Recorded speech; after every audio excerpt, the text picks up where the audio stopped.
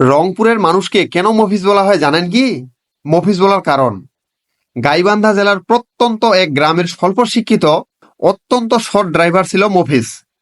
তার শেষ জীবনের সঞ্চয় এবং তার বাবার দেওয়া জমি বিক্রয় করে ঢাকা রুটের একটা পুরাতন বাস ক্রয় করে ঢাকা টু গাইবান্ধার রুটে বাসটি চালু করেন। গরিব দরদি মফিজ সাহেব দিনমজুর লোকদের স্বল্প ভাড়ায় ঢাকা নিয়ে যেতেন। এক সময় মফিজ সাহেব বয়সের ভারে পেরে না উঠলে অন্য ড্রাইভার দিয়ে বাস চালানো শুরু করলেন। কিন্তু দিনমজুর শ্রেণীর লোকেরা ভাড়া সাশ্রয়ের জন্য তার বাড়িতে ধর্ণা দেওয়া শুরু করলেন।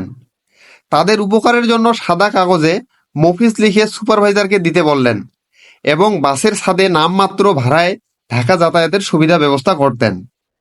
বাসের সুপারভাইজার মফিজ স্বাক্ষরযুক্ত কাগজ পেলে কম ভাড়া আদায় করতেন। তাই উচ্চস্বরে সুপারভাইজার বলতেন, ছাদে কয়জন মফিজ আছো, অর্থাৎ কয়টা মফিজের স্লিপ আছে। আর এইভাবে গরিবের বন্ধু মফিজ শব্দটি চালু হয়। আজ আমরা ঠাট্টা করে অনেক সময় মফিজ শব্দটি উচ্চারণ করি, কিন্তু বুকে হাত দিয়ে বলেন তো, মফিজ হওয়ার যোগ্যতা কি আমাদের সবার আছে?